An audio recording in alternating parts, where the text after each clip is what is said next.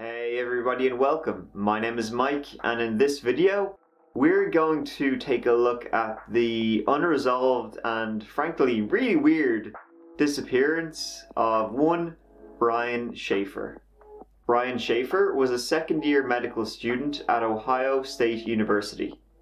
In 1998 he went to OSU for his undergraduate, and in 2003 graduated with a degree in microbiology. Shortly afterward, he started attending Ohio State University again, their College of Medicine. In March 2006, 3 weeks before Brian's disappearance, his mother died of cancer. His friends say although he seemed to be handling it well, her death was hard on him, considering how close they were. And on April 1st, 2006, Brian Shaffer vanished completely.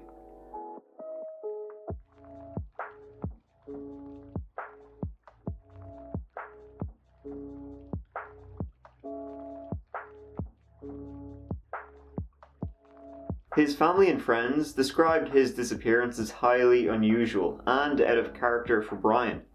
By all accounts, he was a happy medical student with good grades and a girlfriend that he loved. They were planning to leave for spring break vacation to Miami, Florida on April 3rd, 2 days after he was last seen.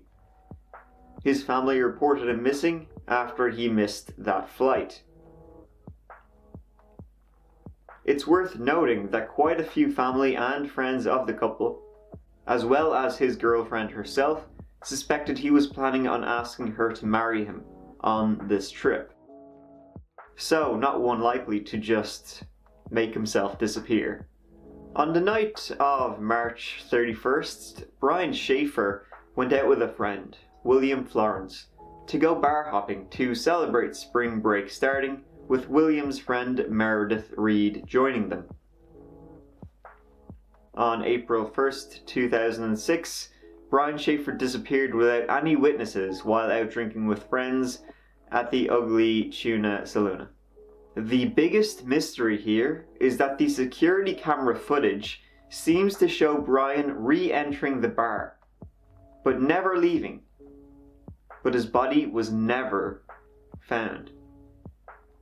A security camera near the entrance to the bar recorded him talking to 2 women at 1:50 a.m. William Florence told police that he had seen Brian after he came back inside the bar, but lost track of him in the 15 minutes before the bar closed. William Florence and Meredith Reed stated that they searched the bar, shouting Brian's name, yet they couldn't find him. William claimed he checked the men's restroom and called Brian's phone. When there was no answer, they assumed Brian must have left without them and walked home. He has not been seen or heard from since. None of his personal belongings disappeared with him, and his bank accounts haven't shown any activity since he disappeared. Brian Shaffer was reported missing on April 3rd, 2006, after missing his flight to Miami. Since he hadn't been seen in 2 days, an investigation and search started immediately. Brian's car was found at his apartment, and all of his belongings were untouched. Later, when police turned their attention towards William Florence and Meredith Reed, Reed agreed to take and then passed a polygraph test. While at first William cooperated with the police investigation, he then got a lawyer and refused to take a polygraph or talk any further with the police. His reasoning being he simply has nothing new to tell, and was totally upfront and honest with the police investigation from the beginning. As far as William is concerned, this matter is closed. Odd statement to make, don't you think? Brian's disappearance has stumped many investigators over the years, since there were no other entrances or exits to the bar that didn't have a camera pointing at them. Despite the FBI getting involved in the investigation and many searches for Brian over the past number of years, there is still no trace of him. Police began their search for Brian at the Ugly Tuna Saloona. Police interviewed employees at the bar and the 2 women Brian was last seen talking to, but none of them could supply any useful information. Police never found any blood or any other evidence inside the bar. Since Columbus has the most security cameras in any city in Ohio, police looked through the footage from the nearby bars to see if any of their footage could explain how Brian left the Ugly Tuna. However, they couldn't find any trace of Brian on the other bars' cameras, or any security footage from businesses along his route home. Investigators realized he could have changed his clothes in the bar, or put on a hat and kept his head down to hide from the cameras, which I don't believe is very likely. I mean, he was planning to propose in a couple of days, and bringing a change of clothes with him and knowing where every single security camera is along his route home.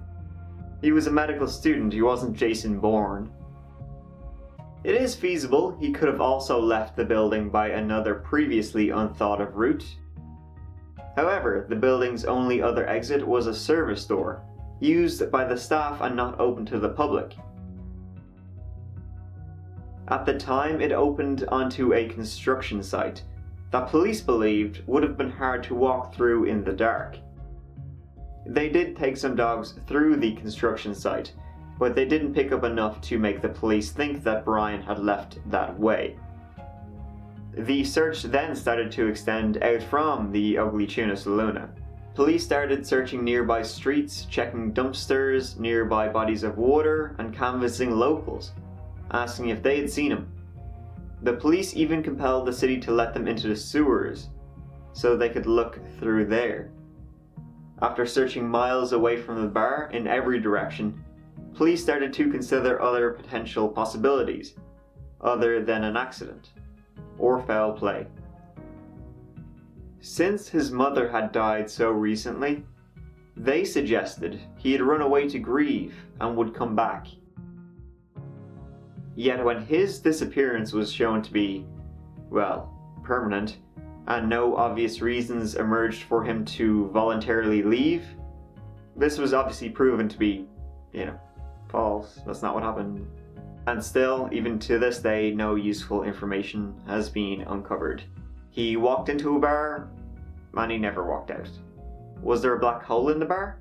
Did he escape through the toilet, like that scene in Trainspotting? One of the many theories people have come up with is that he could be a victim of the smiley face murder theory, though this has been met with a lot of skepticism, because, that would make Brian Shaffer the only victim who has never been found. Columbus police rejected any connection to the alleged smiley face murder theory, and as I've gone into in a previous video, it's widely thought to be non-existent. Another theory is that William helped Brian Shaffer vanish. Why though? Why would a second-year medical student want to throw away over 6 years of college, hard work, his family, and a girlfriend he loved? That doesn't feel right. Why would he want to vanish? Brian's girlfriend got 3 rings when she called Brian's cell phone 6 months after he'd gone missing. His cell provider stated this call going through and the resulting ping off a tower 14 miles away could have been a crossed wire, a glitch essentially. However, is it possible that the killer, Brian's killer, his disappearer, Brian himself, briefly turned the phone on? It's possible, anything's possible, but I don't think it's likely. I think that was definitely a glitch. In September 2008, Randy Shaffer, Brian's father, passed away. After his obituary ran online, a condolence book was posted. One of the signatures in it said, "To Dad, love Brian," marked from the US Virgin Islands. This suggesting that Brian left and moved to the Virgin Islands? What? However, upon further investigation, the note was found to have been posted from a computer accessible to the public in Franklin County. It was determined to be a hoax. A pretty sick hoax, but a hoax nonetheless. So, as to how Brian got out of the bar, maybe there was a blind spot where he was able to evade the cameras at some point. Some window, maybe. For all we know, the whole thing could have been planned. The building that houses the Ugly Tuna Saloona was under construction, and there was a temporary freight elevator that didn't have surveillance. Maybe he could have somehow gotten out that way, or maybe he could have been near that area, seen something he shouldn't have, and was the victim of foul play. Also, if Brian did manage to get out of the bar without any cameras seeing him, and maybe a couple of blocks away, he would have been walking home, but he was quite likely a little bit drunk. And the area around where he lived, it was known to have a high rate of crime. However, the FBI got involved. A lot of people, they really wanted to find Brian. So, if he was the victim of foul play, either in the bar or on the way home, it's unlikely that they would have avoided detection. Honestly, I don't think he left the bar alive. Something must have happened, and then maybe he was killed or knocked out or injured and somehow, and his body was snuck out, maybe covered up. You know, the old roll your body in the carpet thing. They snuck him out of the bar that way. Maybe later, maybe the next day, who knows. But this was over 12 years ago, so if anybody does know what happened to Brian Shaffer that night, they are keeping that secret very well hidden. And it doesn't look like they're going to be telling anybody anytime soon. Brian Shaffer's disappearance is a mystery with far more questions than answers. And it seems crazy to me that a man can just disappear without a trace in a bar of all places. To date, there have been 0 confirmed sightings of Brian Shaffer. Oh, and the Ugly Tuna bar closed down in May 2018, so if there was anything there, any evidence, it is long gone by now. Thanks for watching. Mike out.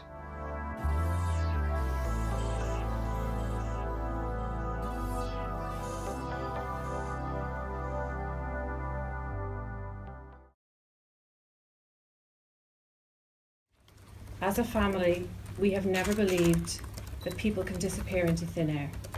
We know someone knows something, and we ask that you come forward to put an end to this relentless nightmare. Many people over the past 16 years have questioned why we continue to search for Trevor. The answer is simple if you knew Trevor. We can sum it up by saying if the situation was reversed, he would never give up on us. Hello everyone and welcome. My name is Mike, and in this video we're going to be looking at a missing persons case that is a little closer to home. For me, I mean, it's in Ireland. Today we're looking at the mysterious case of Trevor Deely, who went missing in Dublin after attending a Christmas party in the year 2000. There have been no clues as to where he went, other than the sinister security footage taken of him the night he disappeared.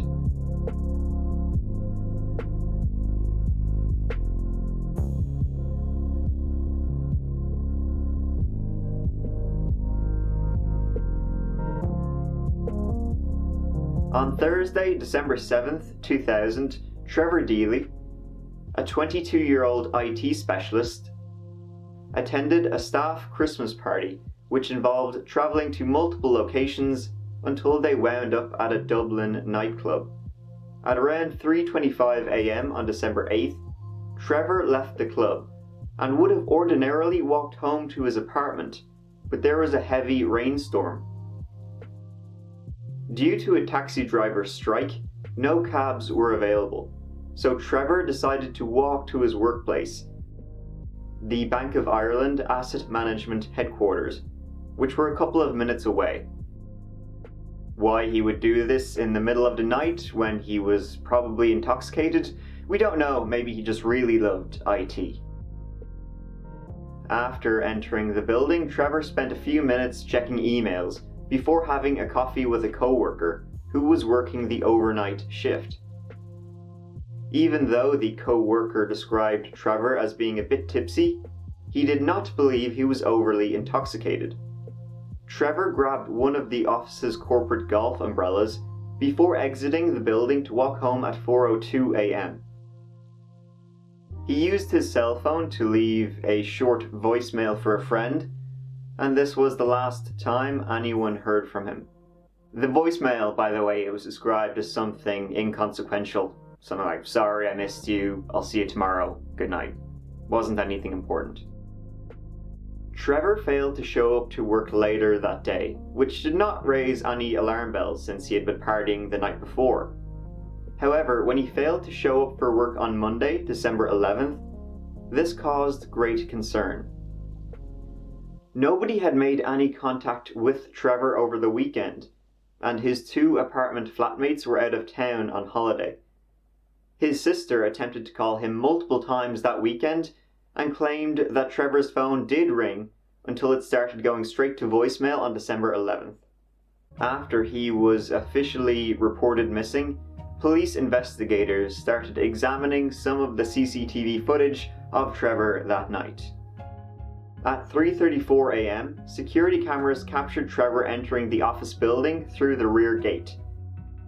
An unidentified man dressed in black was shown standing near the gate in the same spot since 3:05 a.m.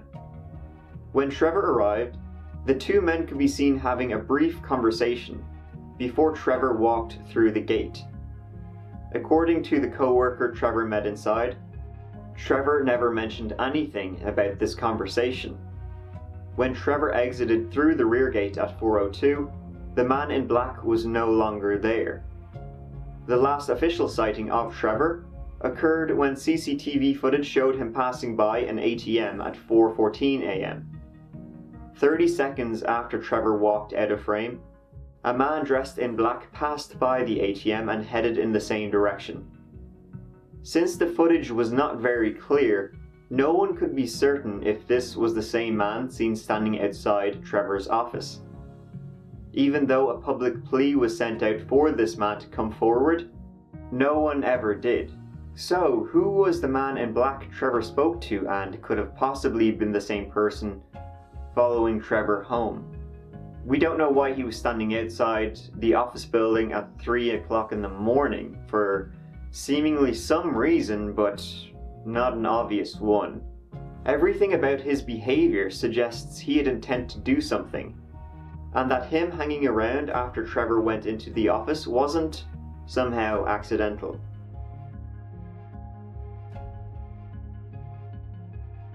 And no one knows what he and Trevor spoke about that night. The footage had captured Trevor right after he crossed a bridge, which overlooks the Grand Canal. The Gardaí performed a thorough search of the canal to see if Trevor might have fallen off the bridge and drowned, but never found him or his umbrella, and seemed certain his body would have been recovered if he was in the water. Trevor's route home would have required him to walk down a road where the United States Embassy was located. President Clinton visited Dublin on December 12th, so his security team had performed a thorough search of the area right after Trevor disappeared, but found no evidence to indicate foul play. Mark Deely, Trevor's brother, immediately went to Dublin to look for him, but as with the Clintons visiting, the area had been scrubbed. Finding a damaged umbrella or a broken phone after a storm, it's not that unusual. So if there was any evidence of foul play outside of a body, the Clintons' security team would have most likely removed it. The Garda Aqua team searched the River Dodder, the most likely point of entry. They found nothing. One went so far as to compare the river to a swimming pool in terms of clarity. They didn't even need wetsuits and parts. He wasn't in there. People did try call him over the weekend. The only one who remembers this is Trevor's sister.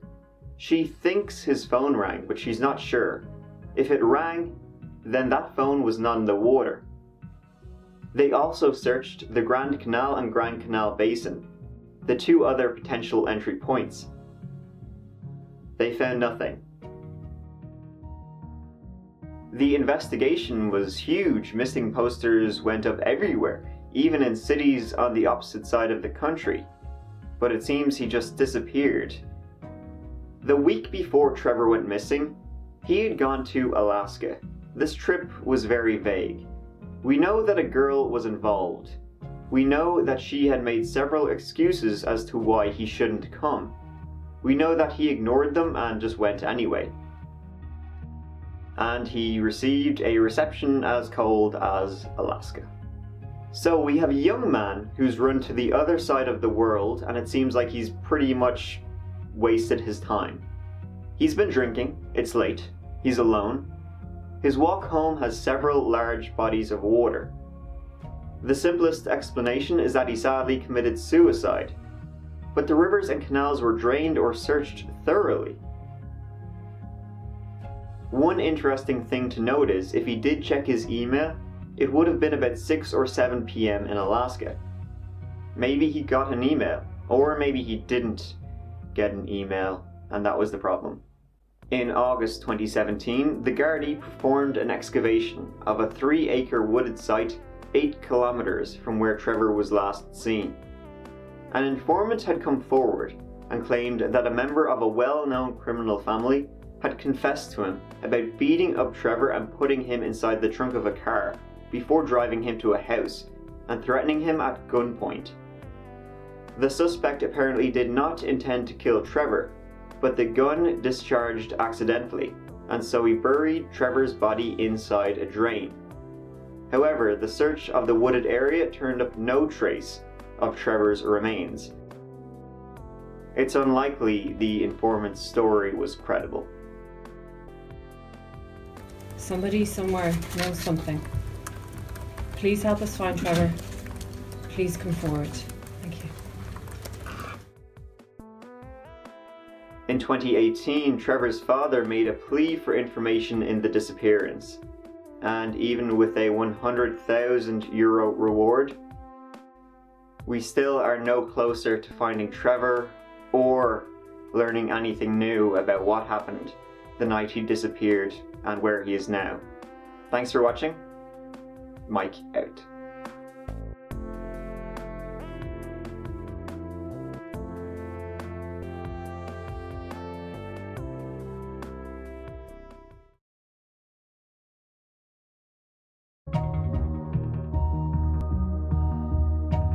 Hello and welcome. My name is Mike, and it's not that unusual to see someone run through an airport. Usually they're late for a flight or whatever. But it is quite unusual to see someone run out of an airport and then seemingly disappear forever. But that's exactly what happened to Lars Mittank, and I have the CCTV footage to prove it.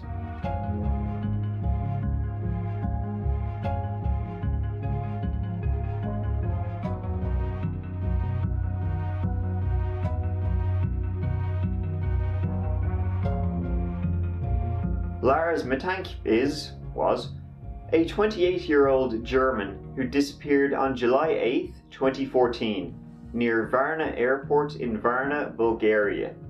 What happened to him and why did he sprint out of the airport?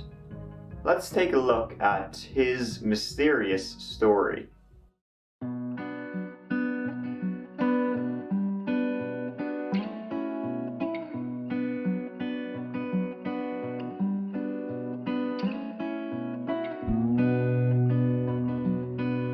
On June 30th, 2014, 28-year-old Lars Mittank travelled to the seaside resort of Golden Sands, Bulgaria, vacationing with 5 former schoolmates, all in their late 20s. Lars was described as just a generally nice guy. He had lots of friends, he had a girlfriend, he got on really well with his parents, and he had a decent job at the local power plant. On July 6th, 2014, Lars got into a fight with 4 other men after a night of drinking in a McDonald's. Mittank, a fan of the football club Werder Bremen, had differences of opinion with fans of Bayern Munich. Lars was alone at the time and he promptly got the shit beaten out of him. The fight resulted in Mittank suffering from a ruptured eardrum. At the end of his trip, Due to the ruptured eardrum, a doctor advised him not to fly. A change in cabin air pressure could make it worse, and he was prescribed an antibiotic named cefirozim and later referred him to a hospital. His friends wanted to stay with him, but Lars insisted he was fine on his own and could fly home the next day. However, as this was at the end of their holiday and they had only booked 1 week at the hotel, Lars needed to find somewhere else to stay as it was high season, every room was booked out. Eventually he did find one place with vacancies, Hotel Colour. The rooms were cheap and it was close to the airport. It was around this time though, when he was alone in his new hotel, that his behaviour changed. He called his mom from his room. He was whispering, acting strangely. He told her to cancel his bank cards. He said he was being followed. He was looking for a place to hide. Then he hung up. Later that night, he texted her about his antibiotics, which doctors routinely prescribed for ear infections. What is cefirozim 500? After he disappeared from the airport, the police checked the hotel's security cameras. They found him pacing up and down the foyer, looking out the window, hiding in the elevator. At 1 a.m., he left the hotel for an hour before returning to his room. No one knows where he went for that 1 hour, just wandering about maybe. The next morning he called his mom again. He said that the people who were chasing him were getting close. On July 8th, 2014, just after sunrise, Lars Mittank arrived at the airport to catch his flight home to Germany. He stepped out of the taxi, picked up his bags, and walked into the departures hall. He still needed an okay from the airport doctor. He walked into Dr. Kostov's office, dropped his bags on the floor, and sat on a chair. He was still acting strange. It was just a standard checkup, Kostov said, but he was really nervous and erratic. Kostov examined Mittank's ear. Everything was fine. He could get on the plane. But the paranoia festered. He didn't trust the medication he'd been given for his ear pain. Looking back, the whole thing was bizarre, Kostov said. A construction worker entered the room as the terminal was being refurbished. Mittank started to tremble. He muttered something under his breath. Then he said, "I don't want to die here. I have to get out of here."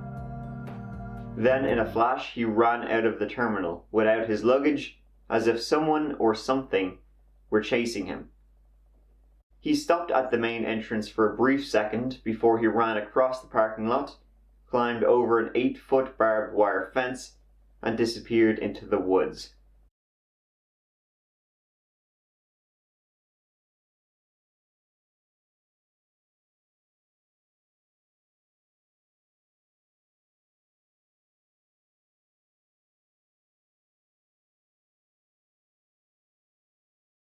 And he was never seen again. Mittank's wallet, cell phone, and passport were still in his backpack. All he had were the clothes on his body: a yellow t-shirt, jean shorts, and white sneakers. Then the search for Lars began. The police searched the area where he was last seen with drones, then cadaver dogs. But they found nothing. His mother hired a private detective. He watched the airport video over and over. He contacted hospitals and homeless shelters. He travelled to Varna and handed out missing person flyers. There were sightings, but the police couldn't validate them. A year after he disappeared, a trucker said he saw Mittank hitchhiking on a deserted road near Varna. There was a homeless man in Poland who looked just like him. Someone claimed to have met him in Canada and posted about it on Reddit. Apparently, this homeless dude who looked just like Lars said, and I quote, "Wo gibt es hier ein Telefon?" So, if any Germans are watching, if that made any sense to you phonetically, let me know. Whoa, Gibties here, Ian telephone. Huh.